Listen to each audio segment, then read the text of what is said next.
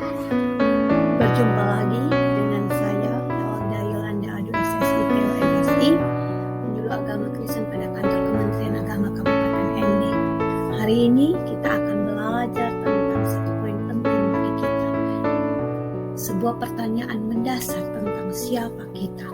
Siapakah manusia? Kita akan mari belajar bersama dari Alkitab. Banyak orang bertanya tentang satu hal penting dalam hidup mereka, yaitu siapa saya? Dari mana saya berasal? Untuk apa saya ada di dunia ini? Dan kemana nanti saya akan pergi?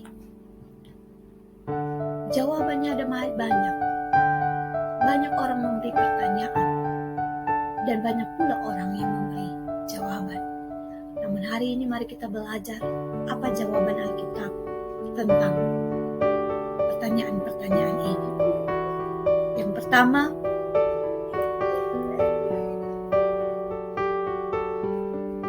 empat hal yang menjawab siapa saya, yaitu menurut Alkitab, kita ini adalah imago Dei, gambar dan rupa Allah. Tetapi yang kedua, kita juga adalah makhluk sosial. Yang ketiga, kita makhluk rasional. Dan yang keempat, kita makhluk etis. Mari kita lihat satu persatu. Apa yang dimaksud dengan kita sebagai makhluk imago Dei? Imago Dei berasal dari bahasa Ibrani yang berarti gambar dan rupa Allah. Ini memberi sebuah fakta yang jelas kepada orang Kristen bahwa kita adalah manusia ciptaan Allah.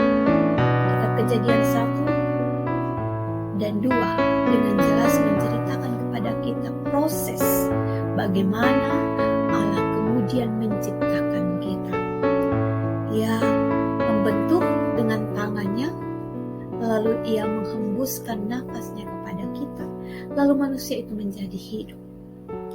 Dan itulah kita, itulah manusia sebagai seorang yang berharga dan ditenun oleh Allah sendiri. Manusia serupa dengan Allah, manusia memiliki karakter Allah, manusia punya relasi dengan Allah. Sebagai seorang yang diciptakan oleh Allah dan serupa dan segambar dengan Allah, maka manusia harusnya berelasi dengan Allah. Manusia berkomunikasi dengan Allah. Allah menyatakan kehendaknya kepada kita. Allah menyatakan maksudnya kepada kita. Lalu kita memberi tanggapan, kita memberi respon.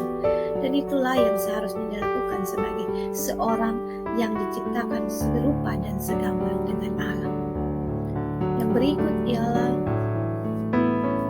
kita sebagai makhluk sosial. Kejadian 2 ayat 18 diceritakan Allah berkata, tidak baik kalau seorang manusia itu seorang diri, maka diciptakanlah Hawa bagi seorang Adam. Ini memberi penekanan kepada kita bahwa sebagai seorang pribadi yang memiliki keinginan, sebagai seorang pribadi dengan karakternya, dengan mimpi, dengan harapannya, manusia tidak bisa melakukan semua itu sendiri. Manusia butuh orang lain, manusia butuh sesamanya, manusia butuh berelasi dengan orang yang berbeda dengan dia. Dan itulah kenyataan kita sebagai makhluk sosial. Tidak baik kita hidup sendiri, karena kita membutuhkan orang lain. Sejak kita lahir sampai dengan kita mati, manusia membutuhkan sesamanya. Yang berikut, manusia adalah makhluk rasional. Hal yang luar biasa bagi kita ialah manusia diberi Allah volume otak yang jauh lebih banyak dari makhluk lain. Ini membuat manusia memiliki kemampuan berpikir rasional yang jauh di atas makhluk lain. Hal ini sangat berhubungan dengan Kejadian 2 ayat 15. Ketika Allah memberi mandat kepada manusia untuk mengusahakan, untuk memerintah, untuk memelihara alam ini. Manusia diminta untuk berkuasa atas alam ini Dan untuk itu manusia diberi kemampuan oleh Allah menata, mengelola, memeliharanya. Dan karena itu manusia berbudaya, manusia mengembangkan ilmu pengetahuan, manusia mengembangkan kemampuan berpikirnya, menciptakan berbagai alat bantu untuk kehidupannya. Dan itulah yang menjadi sesuatu yang luar biasa yang kita miliki dari Allah. Dan yang keempat ialah manusia adalah makhluk etis. Ketika Allah menciptakan Adam dan Hawa, Allah berkata, semua yang ada di sekitarmu boleh kamu makan, tetapi buah pengetahuan yang baik dan buruk itu jangan kamu makan. Kejadian 2 ayat 17 mencatat itu. Ini berarti bahwa sejak awal sudah ada batasan, sudah ada aturan yang harus ditaati oleh manusia kalau dia mau memiliki sesuatu yang baik dalam hidupnya. Aturan itu ditetapkan Allah dan manusia diminta untuk mentaatinya. Kesadaran untuk membedakan apa yang baik dari yang tidak baik, apa yang jahat dan apa yang tidak jahat, apa yang benar dari yang salah, itu kesadaran yang sebenarnya Allah taruh dalam hati kita. Menimbang, merasakan. Namun pilihan ada di tangan kita, sama seperti Adam dan Hawa yang kemudian ternyata memilih yang salah. Kita diberi pilihan juga untuk itu. Aturan sudah ditetapkan, tapi mengikut ataupun menolak aturan itu ada pada kita. Namun ingat, kita diberi kemampuan untuk memilih, kebebasan untuk memilih, tapi kita akan bertanggung jawab terhadap apa yang menjadi pilihan kita.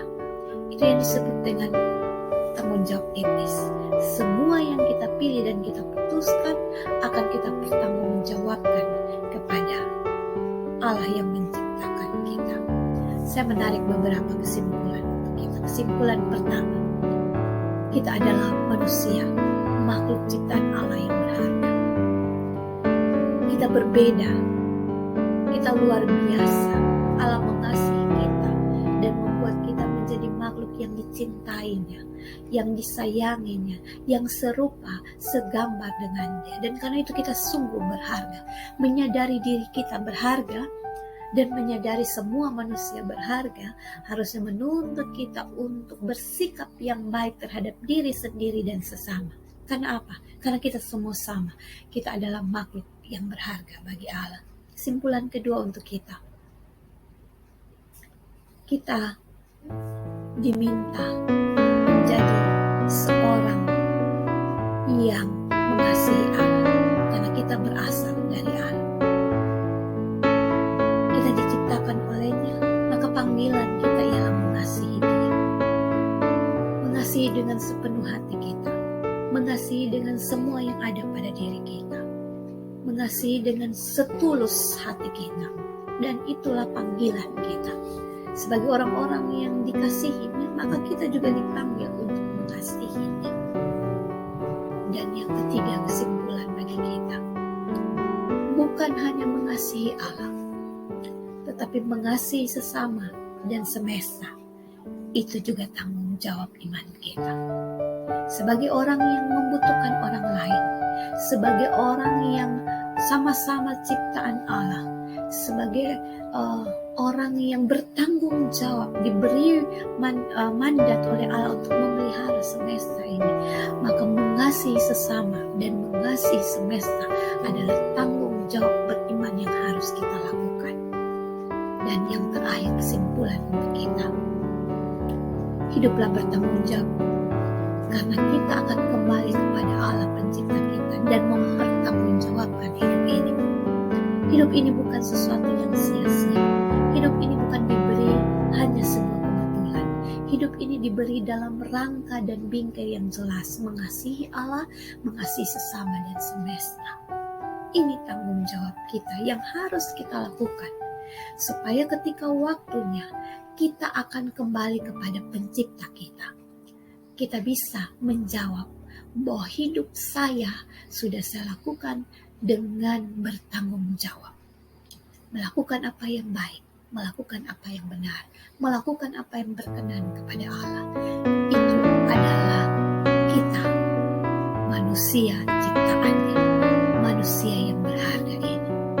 Mari kita terus menjalani hidup sebagai manusia, mensyukuri kita sebagai ciptaannya, serupa segambar dengannya, mensyukuri untuk kemampuan-kemampuan luar biasa yang Allah taruh bagi kita, dan bertanggung jawab tentang hidup ini. Kiranya Tuhan terus memberkati hidup kita semua.